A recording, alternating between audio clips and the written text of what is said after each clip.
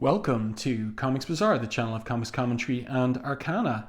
This video features X Factor number 74, cover dated January 1992. And the cover caption is "Strong Guy Goes Wild," and we can see that exactly in the art by Larry Stroman, inked by Milgrom. And my guess is that this cover is coloured by the interior colourist Villainous. But then there's a strangeness to the colouring on this character here. Inside it will be revealed to be Slab, one of the Morlocks, but he's coloured here like he's the Impossible Man. So I'm wondering whether there was some miscommunication there editorially in respect of who this character is. And something else to note about the cover is that it's almost as if we're getting Polaris, Havoc and Rain squeezed in to the image, because of course these are the most recognizable of the members of X Factor. They're big characters with histories in the X-Men and in the case of Rain, New Mutants comics. Whereas Strong Guy is a more recent character. So is the idea here to get some more recognizable characters on the cover to appeal to readers? Anyway, let's open this one up to the splash page. And the splash page is a little bit of a trick here, and I like the way that emerges in the exposition, because you would think that this is Guido, that this is Strong Guy. He waits for the battle that the day will bring.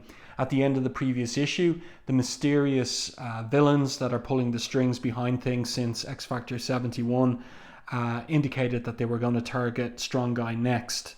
And so it's a reasonable assumption for the reader to think that this is him. His greatest enemy, whom he's never met, is out there, slumbering, unaware that the next dawn will come up like thunder.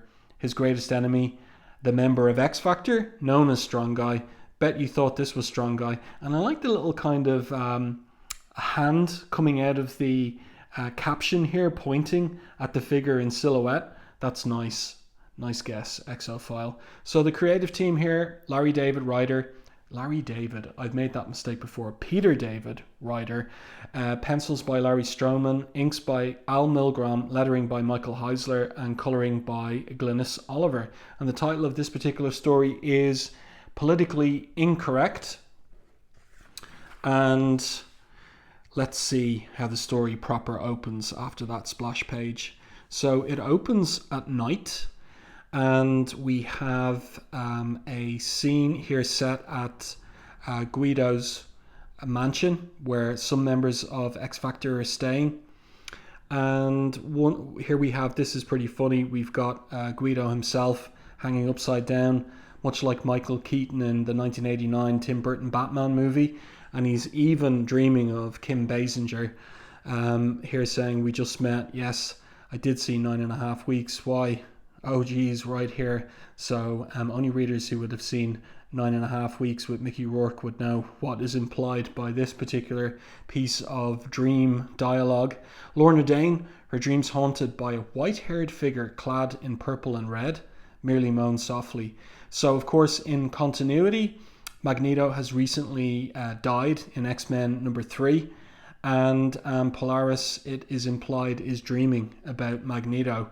And here we've got Havoc, and I like the way that Larry Stroman plays with the camera angles here, where we move up closer on Havoc's face, and then this finger with a long fingernail is moving towards his face and just touching his lips, which wakes him somewhat, and then he moans out for Lorna, and then wakes up, and who's sitting on the end of his bed except for Rain? And she says to him accusingly, "Is she all you think about day and night?" "It's that." And then Havoc interrupts her. "Oh yeah, yes Alex, I hope I'm not being out of line or anything, but what the blazes are you doing in here?" So she says, "Me? Yeah, why, I heard you cry out." So she's thinking quickly on her feet, so to speak, in relation to that. "You know, I hear just about everything, and I thought you were in trouble, but obviously you were just having a bad dream, a nightmare about, I don't know, Lorna." I like the way that she kind of switches that around and implies it was a nightmare. And Havoc, you know, he's team leader, and he does ask with concern, "Is everything okay with you? Is there something you want to talk about?" "No, not a thing." And she leaves the room speedily. And the thing about it is that Peter David's been playing around with the fact that Rain has a crush on Havoc. And of course, deep in the background is what happened in Extinction Agenda, where she was partway through the mutate process and would have been bonded to Havoc via that process. So we're getting some kind of consideration of the after effects of all of that. And here we switch to elsewhere in Washington, because Quicksilver isn't staying with Guido in his mansion. Elsewhere in Washington, D.C., the townhouse that serves as headquarters for X Factor. So that's where Quicksilver's staying. And I really like the funny detail here of the teddy bear, that he sleeps with a teddy bear. And Quicksilver at this time in Marvel continuity is separated from his wife, Crystal, and it looks like that's on his mind in his sleep, where he is imagining that she still loves him. You frightened me, I said, please love me. You said in your dreams, I knew you'd take me back. So that's his wish there. And I like the little detail of his costume just down on the floor. And he's sleeping on a sofa bed. So his situation is not a permanent one. The implication is he's kind of got no home to go to. And then down in the basement, this is pretty funny too. You've got the two multiple men. And X Factor are bringing in a lie detector, an expert in lie detection, in order to determine which one of these is the true Madrox. So in the morning, we have a squash game between Havoc and Lorna. That's pretty nice storytelling here as well by Stroman, and of course panel design too. But that face on Lorna is pretty ugly looking. It's the only way I can put it. She looks a bit grotesque there. So something's gone a little bit wrong in the inks, I feel. That one I would lay the blame for that on Al Milgrom. And as they're talking away there about Rain, and Havoc makes the point to her, I think that that's Rain's got a serious crush on me. And Lorna jokes, when's the wedding? I'm not kidding, Lorna. I woke up last night and I found her in my bed. So that shocks her, and the squash ball hits her in the side of the head. So Lorna decides it's time to have a girl chat with Rain about what's going on there. And then Strong Guy arrives, and he says, playtime's over, kids. Val's just called. She wants us over at the townhouse pronto. So the lie detector guys arrived. And Strong Guy here decides to have a little go at the squash before he leaves. And he's so powerful, he puts the ball right through the wall, the court wall. And then he thinks to himself, oh yeah, now I remember why I don't play anymore. Sometimes I think I don't know my own strength. And then the scene switches to our mysterious villain, always drawn in front of a big bank of TV screens. And he has, in previous issues, had a mysterious visitor, and they've had dialogues about what they're up to regarding X Factor and so on and so forth. But we're going to get a little bit more revelation in terms of one of the characters at least. So the guy in the chair says, your guidance has been uncanny. By making Quicksilver the first target of my ricochet power, I was able to hide the fact that my real objective was to discredit X Factor. Yet you knew beyond doubt that Quicksilver would seek out their help, even though they were only in formative stages. It's as if the future is an open book to you. And then this figure says, let us just say it's on permanent loan, my dear Ricochet. And I think something has gone wrong here in the placement of the speech balloons. I think that it is supposed to be Ricochet here, is the standing figure, is the one who is speaking this dialogue. And I think everything is back to normal here.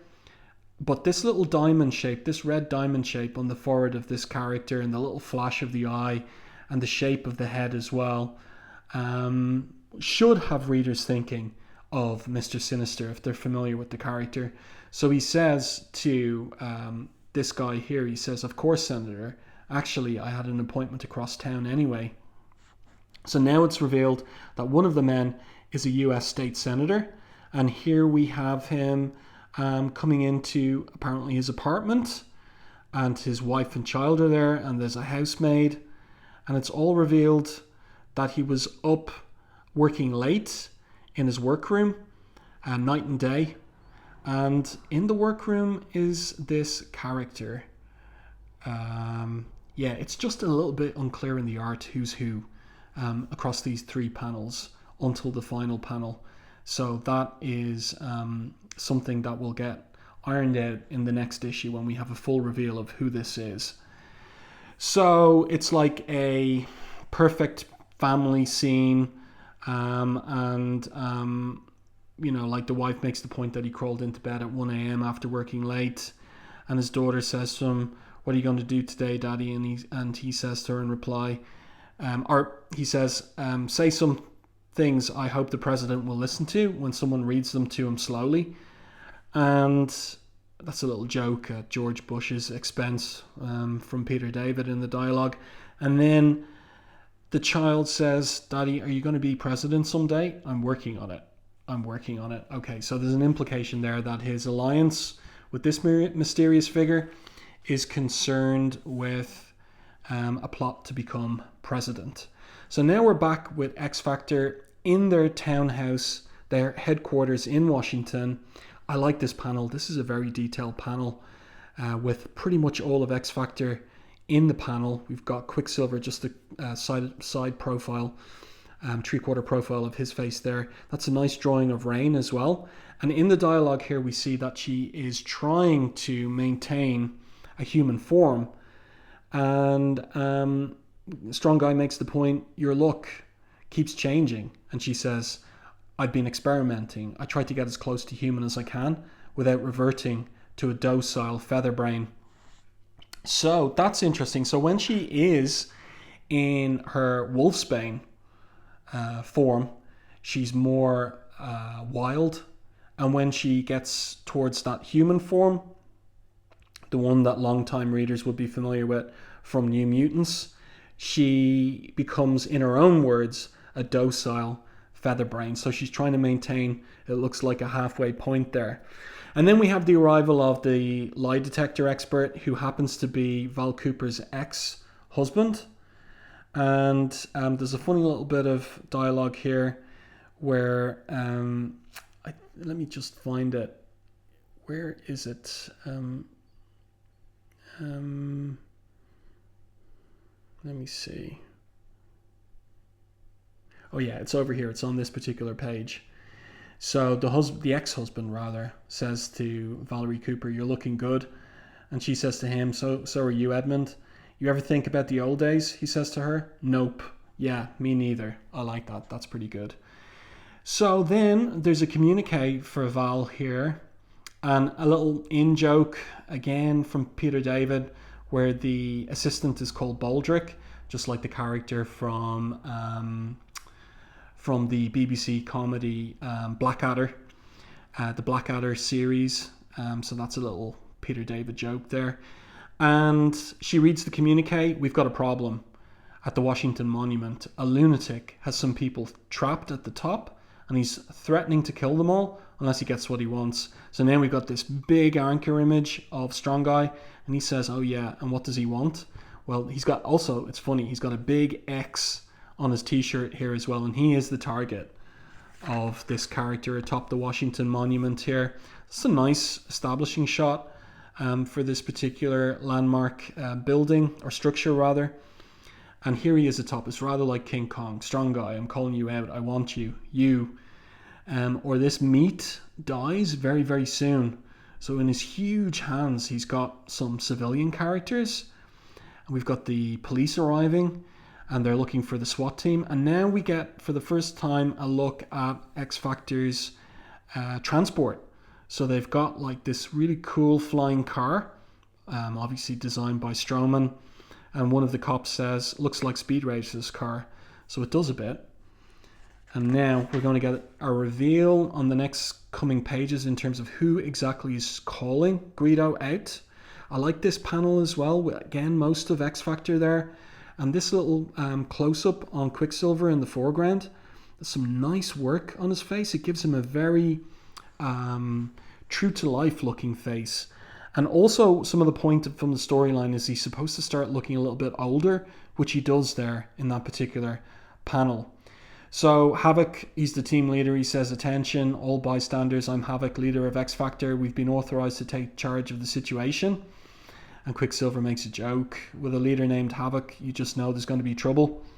So Strong Guy here asks for the bullhorn. I like this little exchange here between him and the female police officer. Pass over that bullhorn, okay, sweetheart?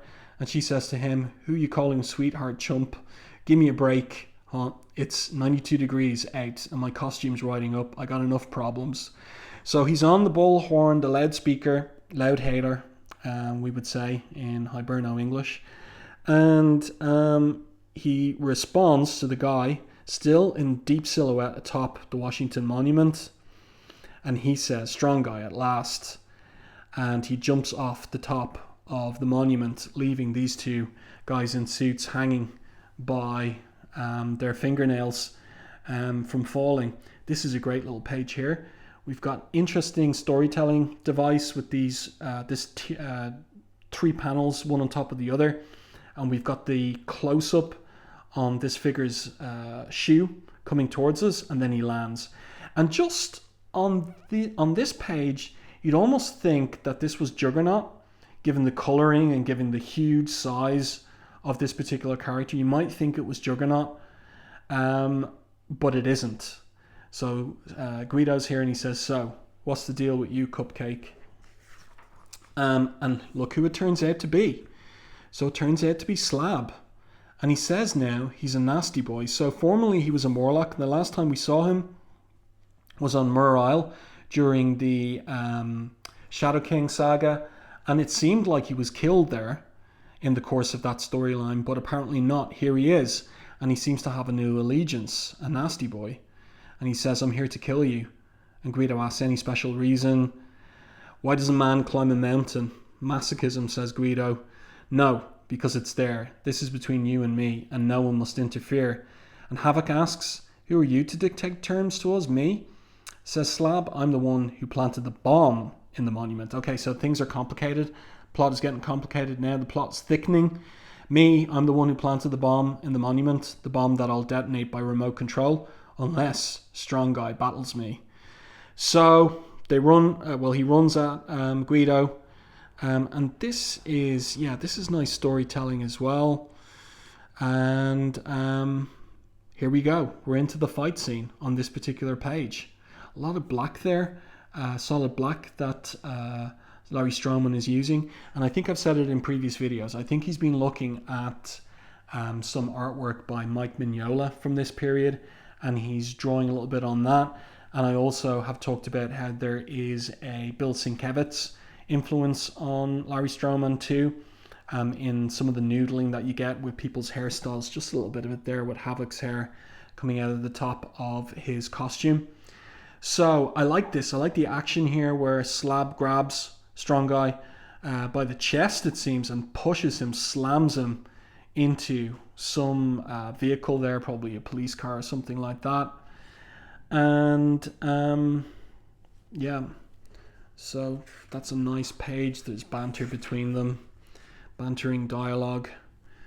And Slab says to him, it's appropriate that we're battling here at the Washington Monument because your defeat will be monumental.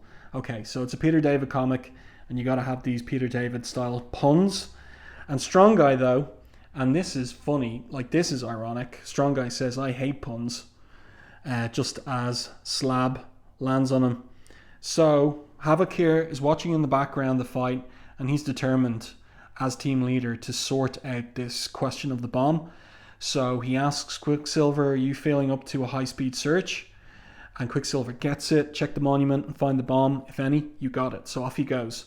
Now the problem for Quicksilver is, since he first appeared in issue 71, something's up with his power. Every time he uses it, he becomes debilitated and he grows older. And so it kicks in just as he reaches the monument itself. So this is a complication and something that is going to have to be resolved in coming issues. And then we're back in X-Factor's headquarters, and we have the whole business of figuring out who the true Madrox is, and the decision will be made that the decision is made that it's the one in the suit. And so Val here says that's a really nice 3/4 profile of Val. And something I pointed out before is that Stroman doesn't draw in a holding line for the side of a nose, but Glynis Oliver has kind of drawn it in with the color here, and I think that works very well. It's subtle. So basically, they leave X Factor uniform Madrox in this incapacitating kind of shackle seat. That's what I'll call it. And he's distraught. And so, the reader has the question, has the real Madrox been freed or not? So we'll have to see what happens in the next issue in order to figure that one out. Here we're back at the Washington Monument. It's an interesting panel here where we're seeing our point of view is kind of like a worm's eye point of view, and we're seeing the back of these shoes racing towards the fight here between Strong Guy and Slab. And Rain, meanwhile, has found Quicksilver. He's barely breathing. So the bomb hasn't been found. We're back at the fight here between Strong Guy and Slab. And Strong Guy is basically, it's not Queensberry rules here. He takes a bite out of Slab's leg. So it's like they're going at it like cats and dogs here, so to speak. You bit me, says Slab. I can't believe you did that. That's so immature. Immature, says Strong Guy. You called me out, remember? And here's a little bit of serious characterization because, a lot of the fight between them has been very cartoonish in nature, but we get a little bit of background here on Guido. I've seen tons of bullies like you. They all kicked me around when I was a kid because I was nerdy looking till I hit puberty. And those mutants love puberty because I started growing and then they'd leave me alone or I'd leave them in traction. So that's a little hint regarding Guido's backstory, and we don't know very much about him. Like a point was made, I think in the previous issue, that we don't even know his surname. We just have his first name. So he's kind of like a mystery man so far, and Peter David will flesh out a backstory for Guido that will turn out to be tragic in nature. So here he is winding up to hit the building behind Slab. And also we learn a little bit about how his power works in this particular sequence. So he says, every time you hit me, I'm absorbing the energy from the punch. So every slug from you just adds to my strength level. In other words, to coin a phrase, the madder you get, the stronger I get. But I have to expend the strength as fast as I absorb it, or well, it gets ugly. So I'm going to expend the strength on your ugly mug. What he means by that ugly remark, will be revealed by Peter David in upcoming stories involving Strong Guy. So so actually what happens here, I think, is that Slab moves to avoid the double punch. Nice move, dodging that quick. Next time, I'll spend less time talking and more. But then, remember the squash court scene? He doesn't know his own strength, and basically he's knocked down the Washington Monument. So this is an interesting layout here, these three tall vertical panels. This looks a bit cartoony here with the Washington Monument splitting at different levels and collapsing. But I really like this panel with Lorna catching with her magnetic wave powers the two civilians who are falling from the top of the building. And it looks like Milgrom was using an ink brush here for this magnetic effect. And also, remember what I was talking about earlier, the Bill Sienkiewicz influence on Stroman. Excuse me, on Stroman. You can really see it here with all of this noodling for Polaris's hair. It looks good. I like it. So the top of the monument comes down. I like the detail of all these cars pushed up on the air by the blast. Havoc, of course, is aghast. Everybody spread out. Make sure no one was trapped under the rubble. And then he's thinking to himself, oh man, Val's going to be steamed. Quicksilver just waking up there. And then Guido saying, wow, I really am stronger than I thought. I didn't hear any explosion when the thing fell over, so I guess he was lying about the bomb. And he escaped in the confusion. Nuts, you can't trust a villain, I bet this isn't going to look too good on the evening news. And here's our senator from earlier. So he arrives on the scene and he's demanding that Guido be arrested, that the team, all of them, be arrested. They've destroyed a national monument. They should be locked up like animals, he says. Even the most knee-jerk, flag-burning liberal wouldn't put up with this. And who the blazes are you? Asks Havoc. And so now we'll get our reveal. And I'm Senator Stephen Shafran.